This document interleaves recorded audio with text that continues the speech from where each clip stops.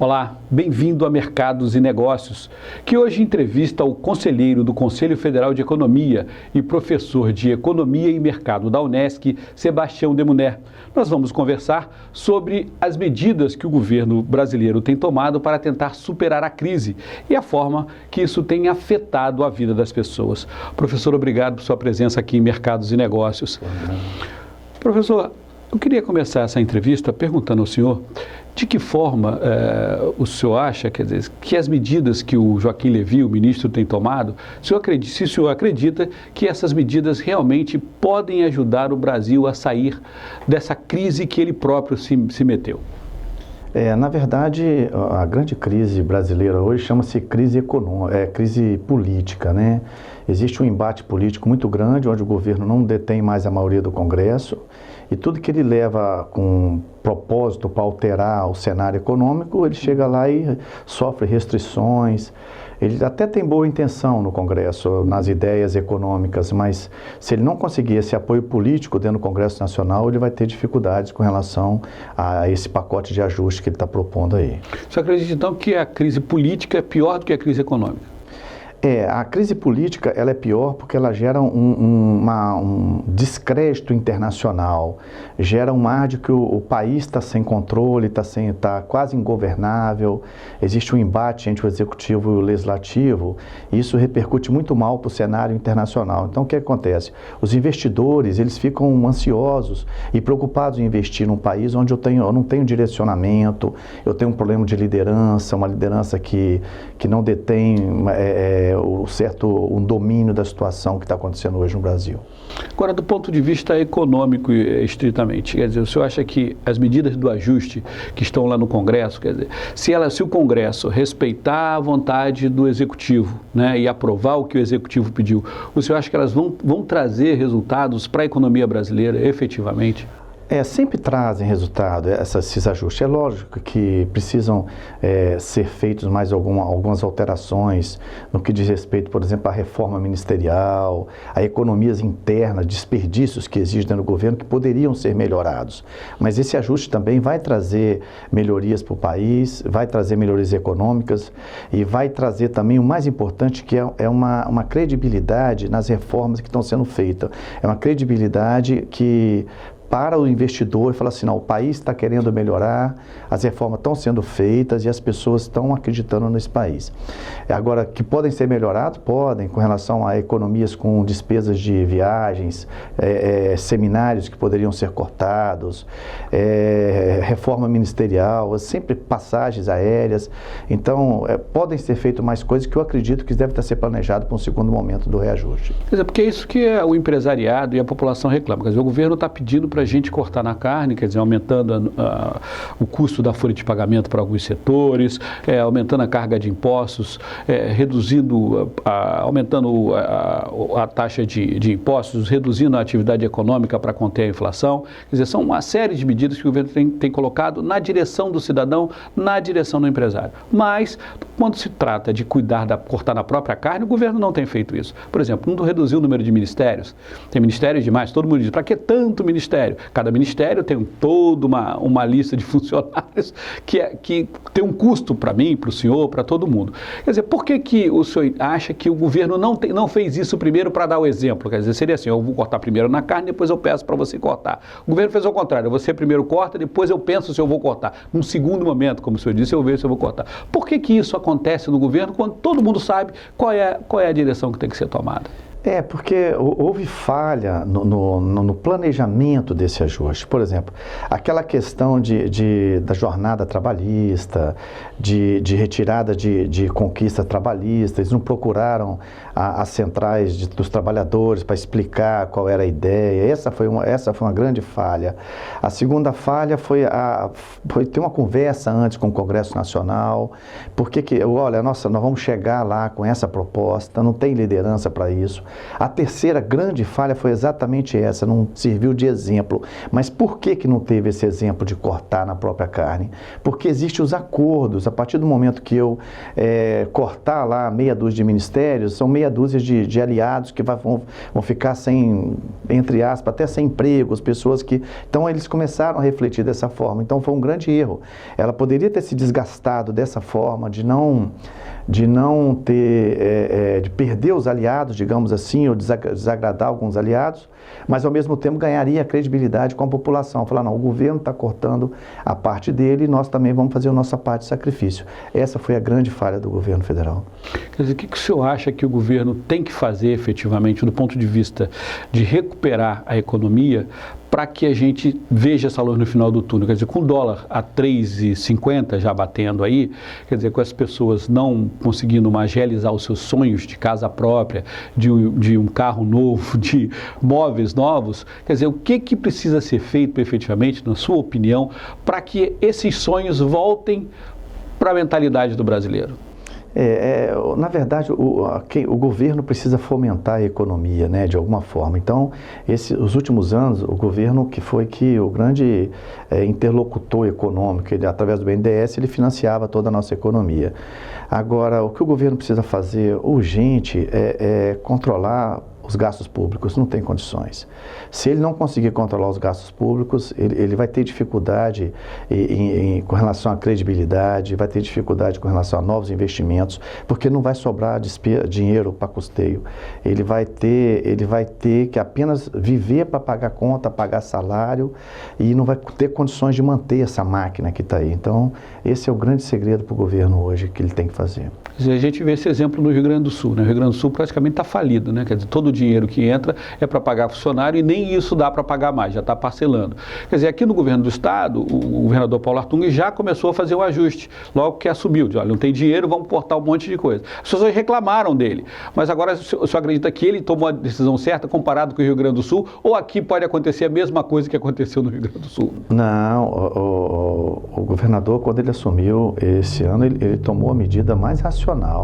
Se ele não toma essa medida, nós estaríamos com problemas hoje de caixa, de novos investimentos. Então, fez muito bem tentar sentir a situação, ver como está a economia primeiro, como está o todo, e a partir daí ele programar novos investimentos, programar e fazer um planejamento da economia para os próximos anos. Porque senão, se você entrar sem essa visão do todo, você não vai conseguir manter. E vou falar para você aqui, vários governos, várias prefeituras, vários estados estão com dificuldade e vão continuar com dificuldade. Porque a conta é simples, é receita e despesa. Se você perde se você entra na contramão de receita e despesa, alguém vai pagar a conta no final do mês, porque não tem jeito. E com relação à dona de casa, que é aquela que cuida da economia na ponta do lápis. Eu sempre digo que a dona de casa é economista da ponta do lápis. Ela faz tudo com o pé no chão, né? Porque ela tem que cuidar dos filhos e do marido, do dinheiro que entra, e tem que pagar a conta ali. Ela é a maior economista desse país. Não tem quem ganhe de nenhuma dona de casa na hora de cuidar das contas, né? Quer dizer, o que o senhor poderia orientar para que elas prestem atenção nesse momento? Quer dizer, não é hora só de comer mesmo, da mão para a boca? Não dá para brincar com isso mais nesse momento? Eu sou muito otimista com relação a isso. Eu acredito que ainda existe, até dentro das famílias ainda existe desperdício. Não é deixar, eu acho que você tem que continuar vivendo sua vida normalmente. O que eu acredito é que criou-se uma atmosfera negativa no nosso país. E nós também temos coisas boas, nós temos um setor bancário organizado de nível internacional, o nosso setor energético é um dos melhores do mundo, nós temos problemas de logística, mas ainda temos uma boa logística, temos bons portos. Então criou-se uma atmosfera, um cenário muito negativo com relação ao nosso país. Eu ainda acredito que as coisas, tem muitas coisas boas ainda para comentar. Agora, com relação às famílias, é tomar cuidado com desperdícios mesmo. Eu costumo dizer, por exemplo, o exemplo sempre do setor elétrico, aquela questão de que a pessoa chegava em casa e tomava um banho de 20 minutos de água quente, isso não existe mais. Foram outros tempos onde existia energia farta, excesso de oferta, o preço era baixo. Então, é nesse tipo de desperdício que nós temos que tomar cuidado. E, com certeza, se você anotar suas receitas, suas despesas, e dentro da sua casa diariamente, mensalmente, juros de cheque especial, juros de cartão de crédito, você vai conseguir controlar a sua vida e passar por essa onda que nós estamos vivendo aí, e lá na frente com certeza teremos um período melhor. O que eu sugiro é que não fazer dívida, não entrar em supermercados e compras com cartão de crédito sem controle. Isso realmente aí vai ter problema, porque o juro está muito alto atualmente. Professor, vou pedir licença do senhor para fazer um pequeno intervalo e na volta a gente conversa sobre o setor energético e dólar, que são duas coisas que preocupam muito o brasileiro nesse momento, tá ok? Ok. A gente volta já já com Mercados e Negócios, que hoje entrevista o conselheiro do Conselho Federal de Economia e professor da Unesc, Sebastião Demuné. A gente volta já já.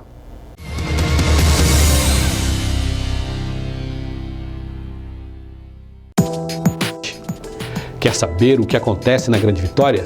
gvnews.tv.br, o seu canal de jornalismo na internet.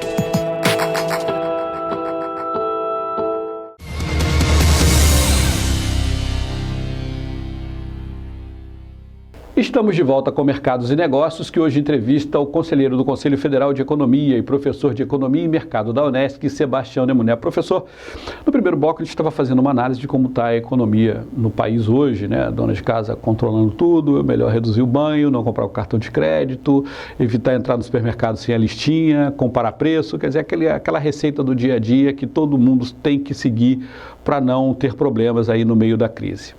Mas tem duas coisas que o brasileiro não tem como escapar, porque afeta toda a cadeia. O preço do dólar, quer dizer, o trigo do pãozinho está lá no dólar, combustível, as commodities, tudo está lá no dólar, e energia elétrica.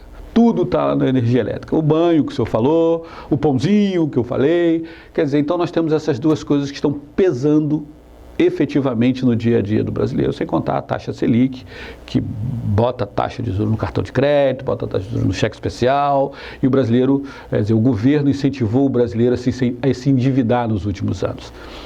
Então, vamos começar pelo setor elétrico.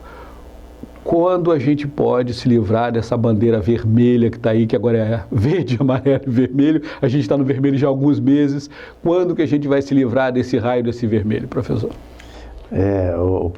A própria sigla vermelha já passa uma imagem ruim para a gente. Eu acredito que isso vai nos acompanhar por um bom tempo ainda. Porque o que acontecia, o modelo energético brasileiro, os preços ficaram represados até o ano passado. Então, quer dizer, o governo assumia a responsabilidade, repassava para as geradoras e as distribuidoras os valores para não ser reajustado, então ficava naquele jogo de enganação. Quando foi esse ano, o governo mudou o modelo de compra e venda de energia. Então, o que acontece? Uma energia gerada através de uma usina hidrelétrica, ela tem um valor muito menor do que uma usina gerada, uma energia gerada através de uma usina térmica. Então, o governo criou um modelo seguinte: quando eu estou gerando, o meu parque elétrico está gerando muita energia, eu vou ficar com o mecanismo de bandeira verde. Eu vou partir X usinas térmicas e começa a aumentar o valor do quilowatt para o produtor e para também o consumidor. E quando eu estou gerando muita energia termoelétrica e pouca energia elétrica, passa para a bandeira vermelha, onde eu aumento ainda mais o valor do quilowatt gerado. E isso é repassado para a dona de casa, que eu falei para você, para as famílias, para a indústria, e o resultado é essa inflação que nós estamos sem controle aí.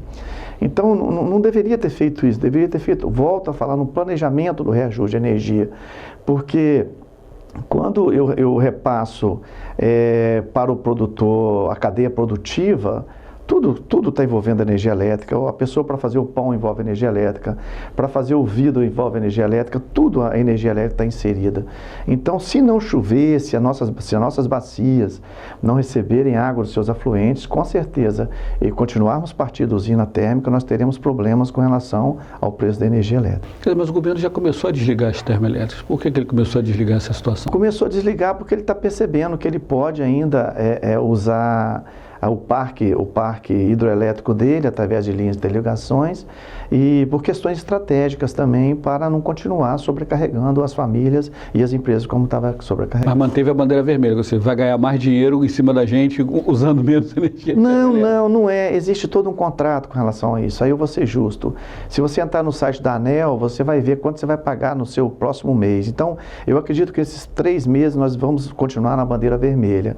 Mas quando a gente começar o período de chuva, aí eu acredito que a nossa energia nós vamos passar para a bandeira amarela e quem sabe até voltar para a bandeira verde. Vai depender muito do período de chuva e de estiagem que nós vamos presenciar. Quer dizer, nossa economia aqui depende de São Pedro.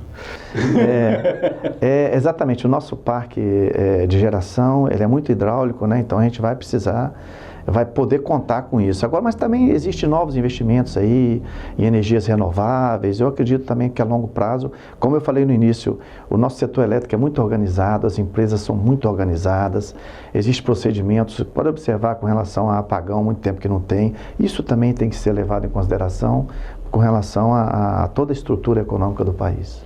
E por que o dólar chegou a 3,50, professor? O dólar chegou a 3,50 exatamente por questões relacionadas à economia, né? A falta de planejamento, a falta de crédito na economia brasileira. Quando mais eu tenho um descrédito na economia, a tendência é que o dólar ele vai subindo, e vou falar para você, analistas falam que vão chegar a R$4. A gente vai depender muito desse ajuste fiscal, a gente vai depender muito da credibilidade do governo, contornar esse período para você ter um valor do dólar. Porque também tem um impacto muito grande na economia, né? Ele valoriza a economia nacional, a produção nacional, mas tudo está atrelado ao dólar. Se você for observar, nós compramos 70% do nosso trigo e vai impactar no pãozinho francês, naquela dona de casa, no aposentado que compra o pão francês todos os dias. Então, e ela impacta também na indústria automobilística, que é uma das maiores indústrias brasileiras. É realmente uma situação preocupante, e o câmbio em si, ele preocupa qualquer país, a qualquer governante, mas está intimamente ligado à questão relacionada ao ajuste fiscal, à credibilidade do governo, à possibilidade dele contornar essa fase que ele está passando aí. Quer dizer, porque as pessoas normalmente não entendem isso, né? Acho que dólar é só problema para quem vai viajar. Como eu não vou viajar, o dólar pode chegar a R$5. Não é isso, né? Quer dizer, o dólar está no pãozinho dele, está no combustível dele, está em tudo quanto é lugar que ele não imagina, né? Então ele tem que ficar atento à taxa do câmbio também, mesmo quem não viaje, mesmo quem não tem nenhuma perspectiva de viajar nos próximos anos. Com certeza, ele tem que ficar atento e atrelado também a questão do endividamento. Você pode observar que as pessoas que viajaram e pagaram o seu cartão de crédito em dólar, ele paga o valor do dólar do dia. Quer dizer, você não comprou o dólar há 30 dias atrás a 3,20 e a 3,10 e hoje está 3,40, você vai pagar o dólar a preço do dia. Então, quer dizer, ela não segmenta a economia ou a classe social, ela pega do mais rico, aquele que viaja, aquele que está a passeio, e pega também aquele do mais baixo, aquele que está comprando um pãozinho francês, aquele que está querendo trocar de carro, envolve todo mundo. Professor, a gente tem o senhor disse que é otimista, né? O país é um país organizado, né, em vários setores, está bem em algumas áreas, quer dizer, do ponto de vista da indústria, a nível nacional está ruim, mas a nível local a indústria capixaba tem conseguido manter o nariz fora d'água, que a gente diz, né? Enquanto alguns estão submergindo, ela está conseguindo manter o nariz fora d'água. Qual é a sua perspectiva para os próximos meses? Quer dizer, o que o senhor espera que aconteça com esse país Sei que é um exercício de futurologia, os economistas não gostam muito, mas é uma pergunta pertinente nesse momento, já que todos estão querendo saber. Nós temos um congresso, aí, isso disse, que está brigando com o executivo, o legislativo e o executivo brigando, nós temos o dólar com perspectiva de subir, nós temos a energia elétrica em bandeira vermelha, nós temos a taxa de juro alta ainda, a Selic, e subindo, nós temos uma inflação que está pressionando o bolso do brasileiro, quer dizer, os cenários são todos negativos, entre aspas. Mas o senhor me disse, eu sou otimista. Qual é a sua perspectiva para os próximos meses? Realmente você me fez uma pergunta agora, mas o meu otimismo ele é baseado em fatos e dados. Por exemplo, a indústria capixaba é uma indústria muito voltada também para exportação. O que eu acredito que nesse momento os empresários têm que fazer é aproveitar esse momento, repensar a sua empresa, repensar os seus processos produtivos, buscar reduzir custo dentro da sua empresa e aproveitar o momento do cenário internacional para exportar os seus produtos. É uma grande oportunidade para quem mexe com exportação esse momento, porque o dólar está alto. Se você conseguir maximizar sua produção, se você conseguir revisar os seus preços dos seus produtos e conseguir buscar um mercado externo, você pode pegar essa dificuldade e transformá-la numa oportunidade, né? Então, eu vejo a economia capixaba ainda com bastante perspectiva e bastante capacidade ainda de sair dessa situação ainda melhor do que ela está. É lógico, sempre observando as questões de endividamento das empresas também, observando as questões de custo, porque nós temos um problema no Brasil muito sério, que é a questão da questão tributária. Então, ninguém foge disso daí. Querendo ou não, quando você exporta, você deixa a parte do governo e para você competir lá fora, a indústria brasileira sofre muito com relação a isso. Mas eu acho que com relação ao dólar, aproveitar esse momento do dólar e tentar buscar no cenário internacional uma saída para a economia do nosso país, para as empresas do nosso estado. Você está otimista, dólar alto, inflação, o senhor acha que dá para surfar nessa onda mesmo negativa aí? Eu acredito que nós, igual eu estou te falando, com base em fatos e dados, conhecendo a economia capixaba, eu acredito que a gente vai deslanchar e a gente vai superar esse momento. É lógico, eu fico preocupado quando eu vejo comércio fechando, quando eu vejo lojas em shoppings fechando. Nós fomos muito prejudicados com a questão da Petrobras, que no nosso estado, várias empresas fecharam. Mas isso também faz parte da economia. Abrir e fechar a empresa faz parte da economia. Nós precisamos acelerar até esse momento de abertura de novas empresas mais rápidas. Nós temos que tomar atitude que nós não tomamos quando nós estávamos bem, agora nesse momento, para se preparar para um novo momento que nós estamos vivendo na economia. Quer dizer, como dizem aí, pegar o limão e fazer uma bela limonada e seguir vivendo. E seguir vivendo. Ok, você fez uma boa comparação. Você pegar essa ameaça que você está tendo nesse momento e transformá-la, parar junto com a sua equipe, ver o que você pode fazer de melhor, ver o que o empresário pode fazer mais barato, que sempre você consegue melhorar algum processo dentro da sua empresa. Professor, eu queria agradecer a sua presença aqui no Mercados e Negócios, nos colocar à disposição para quando o senhor quiser voltar para bater esse papo aqui sobre a economia aqui no nosso estado e do país. Prazer foi todo meu, contribuir de alguma forma com a nossa economia e com você também. Muito obrigado. Obrigado por assistir Mercados e Negócios. A gente volta na próxima semana com uma nova entrevista. Mercados e Negócios, traduzindo o economês para o português.